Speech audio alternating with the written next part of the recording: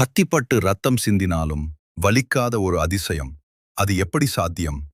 விருதுநகர் சங்கரலிங்கபுரத்தில் நடந்த மெய் சிலிர்க்க வைக்கும் ஸ்ரீ ராமலிங்க சௌடேஸ்வரி அம்மன் திருவிழாவின் நேரடி காட்சிகளை பாருங்கள்.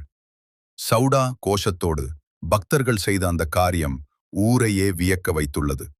யாராலும் செய்ய முடியாத ஒரு வீர வழிபாடு, பல நூறு ஆண்டுகால பாரம்பரியம். விருதுநகர் மண்ணின் மைந்தர்கள் தங்கள் குலதெய்வத்திற்காக உடல் சிலிர்க்க நடத்திய ஆலகால நடனம். ஒரு நொடி கூட கண்ணிமைக்காமல் பார்க்க வேண்டிய சங்கரலிங்கபுரம் கோவில் திருவிழாவின் முழு தொகுப்பு இதோ உங்களுக்காக. இது பக்தியா இல்லை வீரமா? விருதுநகர் சங்கரலிங்கபுரத்தில் கத்தி போட்டு நேர்த்திக்கடன் செலுத்திய பக்தர்கள், காண்போரை கட்டிப்போடும் அந்த நேரடி காட்சிகள் இதோ உங்கள் எம்பிஏ மீடியாவில். வீடியோவை முழுசா பாருங்க, ஆச்சரியப்படுவீங்க. பக்தி மனம் கமழும் சங்கரலிங்கபுரத்தின் வீதிகளில் சக்தி கரகம் ஆடிவரும் அழகே தனி. தலையில் சுமந்திருக்கும் கரகத்தை அம்மனாகவே பாவித்து ஊர் மக்கள் தங்கள் வீட்டு வாசல்களில் கோலமிட்டு நீர் தெளித்து மங்களகரமான வரவேற்பு அளிக்கின்றனர். வீர வழிபாட்டைத் தொடர்ந்து இதோ அன்னை ஸ்ரீ ராமலிங்க சௌடேஸ்வரி அம்மன் சர்வ அலங்கார பூஷிதையாக மின்னொளியில் ஜொலிக்கும் வாகனத்தில் எழுந்தருளி திருவீதி உலா வருகிறாள். வீதி எங்கும் திரண்டிருக்கும் ஆயிரக்கணக்கான பக்தர்கள் தங்கள் வீட்டு வாசல்களில் தேங்காய் பழம் படைத்து கற்பூர தீபாராதனை காட்டி அன்னையை தரிசிக்கின்றனர். வானத்தை பிளக்கும் வண்ணமயமான வானவேடிக்கைகள் ஒருபுறம், மங்கள இசை மறுபுறம் என சங்கரலிங்கபுரமே ஒரு தேவலோகம் போல காட்சியளிக்கிறது.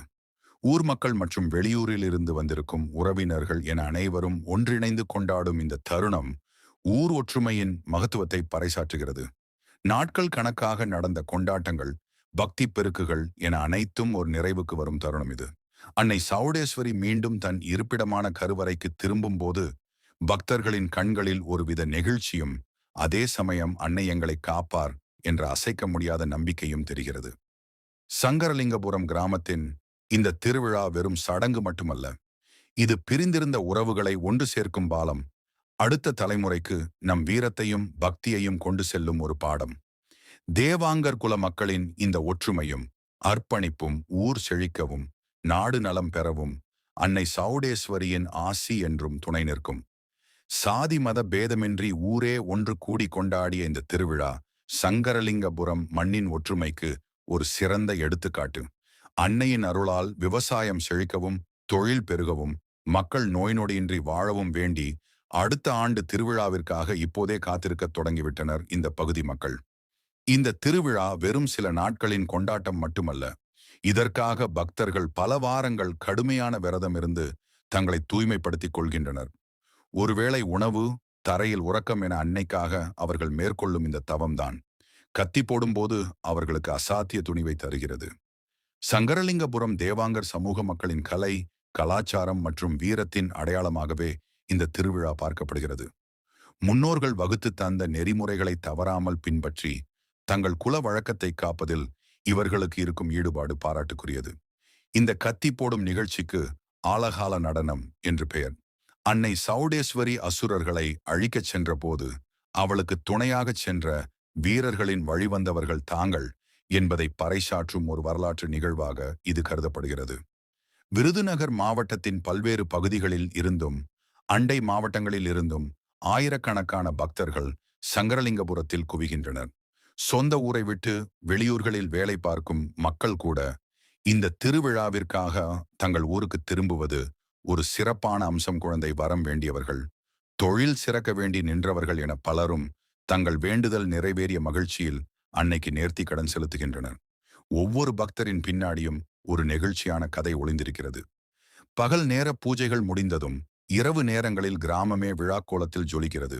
கிராமிய கலைகள், கரகாட்டம் மற்றும் பக்தி இசை நிகழ்ச்சிகள் என இரவு முழுதும் சங்கரலிங்கபுரம் உறக்கமின்றி உற்சாகத்தில் திளைக்கிறது. இன்றைய நவீன காலத்தில் இளைஞர்கள் பாரம்பரியத்தை மறந்து வருகிறார்கள் என்ற பேச்சிற்கு இங்கே இடமே இல்லை. சங்கரலிங்கபுரத்து இளைஞர்கள் கையில் கத்தி ஏந்தியும் கரகம் சுமந்தும் தங்கள் கலாச்சாரத்தை கட்டி காப்பதில் முன்னிற்கின்றனர். விழாவின் உச்சகட்டமாக அன்னைக்கு நடைபெறும் மகா அபிஷேகம். திரவிய பொடி, பால், தேன் என பல பொருட்களால் அன்னை அபிஷேகிக்கப்படும் போது அந்த இடமே ஒரு தெய்வீக ஆற்றலால் நிறைந்து வழிகிறது. இந்த திருவிழாக்கள் தான் நம் அடையாளத்தின் வேர்கள். சங்கரலிங்கபுரம் ஸ்ரீ ராமலிங்க சௌடேஸ்வரி அம்மனின் இந்த திருவிழா வரும் தலைமுறைக்கும் நம் பண்பாட்டை எடுத்துச் செல்லும் ஒரு ஒளிவிளக்காக திகழ்கிறது.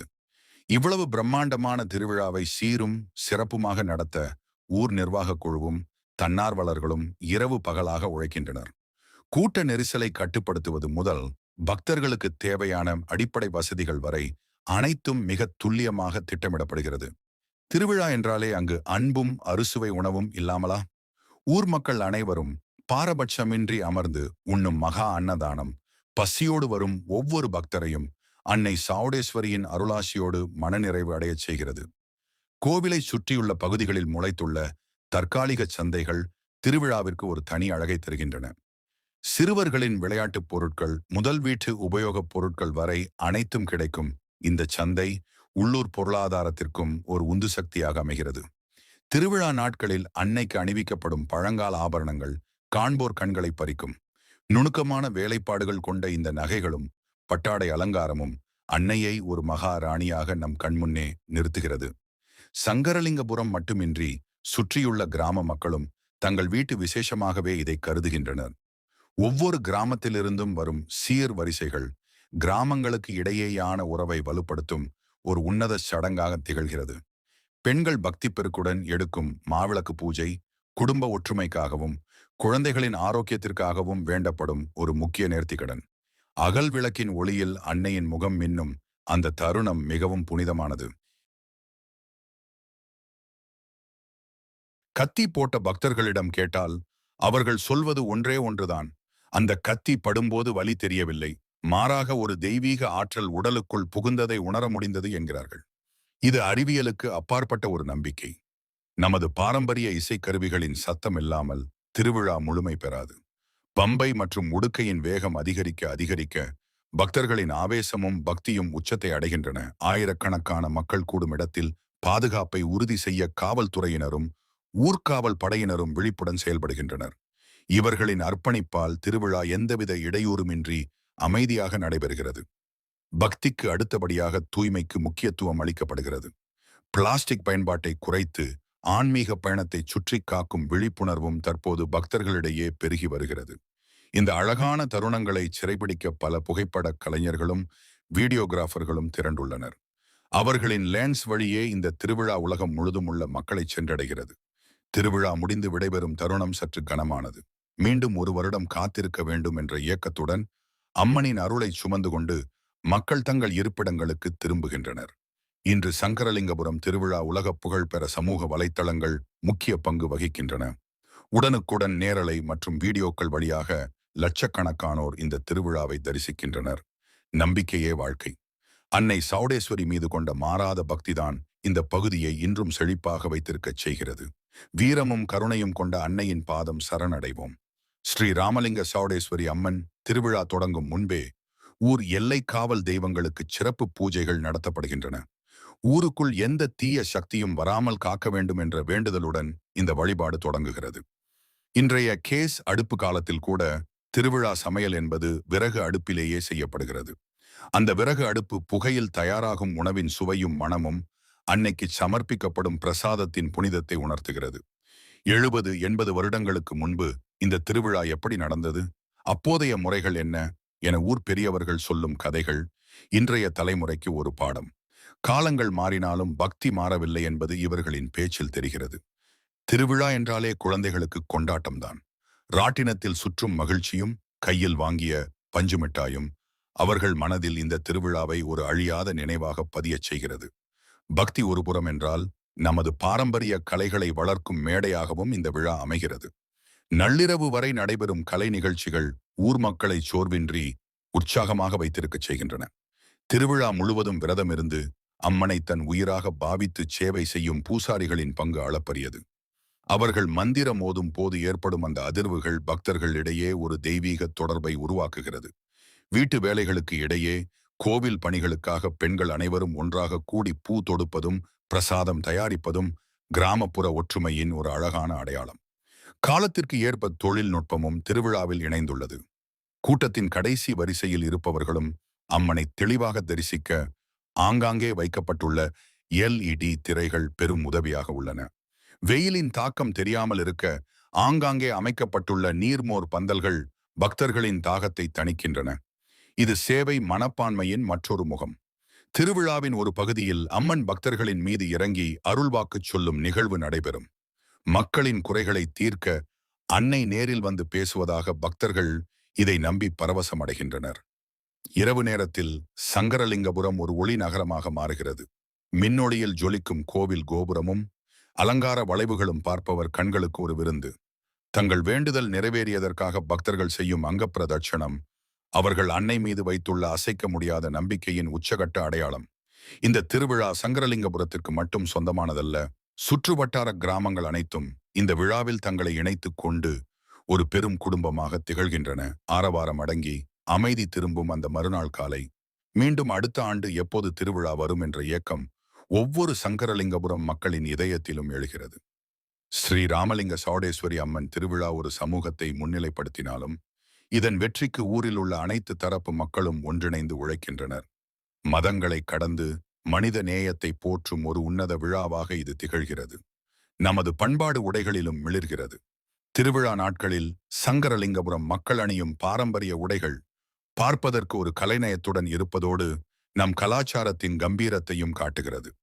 அன்னையின் பாதத்தில் வைத்து பூஜிக்கப்பட்ட அந்த விபூதியும் குங்குமமும் பக்தர்களுக்கு ஒரு கவசமாகவே கருதப்படுகிறது. தீராத நோய்களையும் தீர்க்கும் அருமருந்து என மக்கள் இந்த பிரசாதத்தை மனதார நம்பி போற்றுகின்றனர். வாய்மொழியாக தலைமுறை தலைமுறையாக கடத்தப்படும் அம்மன் பாடல்கள் திருவிழாவின் ஆன்மா. அந்த பாடல்களின் வரிகள் ஒவ்வொன்றும் நம் முன்னோர்களின் வீரத்தையும் அம்மனின் கருணையையும் அப்படியே கண்முன்னே நிறுத்துகின்றன. இன்று நாம் காணும் இந்த பிரம்மாண்டம் பல நூற்றாண்டுகளாக செதுக்கப்பட்டது.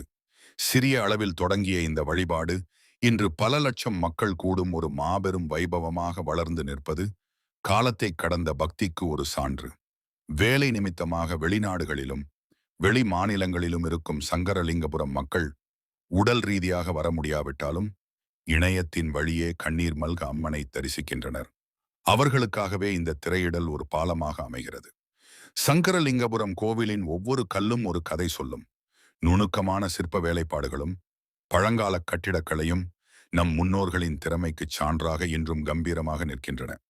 திருவிழா முடிந்து செல்லும் போது ஒவ்வொரு பக்தரும் ஒரு புதிய நம்பிக்கையுடனும் நேர்மறை ஆற்றலுடனும் செல்கின்றனர். அந்த ஆன்மீக பலம்தான் அடுத்த ஒரு வருடத்திற்கான வாழ்க்கையை எதிர்கொள்ள அவர்களுக்கு துணிவை தருகிறது. அம்மன் குடி கொண்டிருக்கும் இந்த மண் புனிதமானது.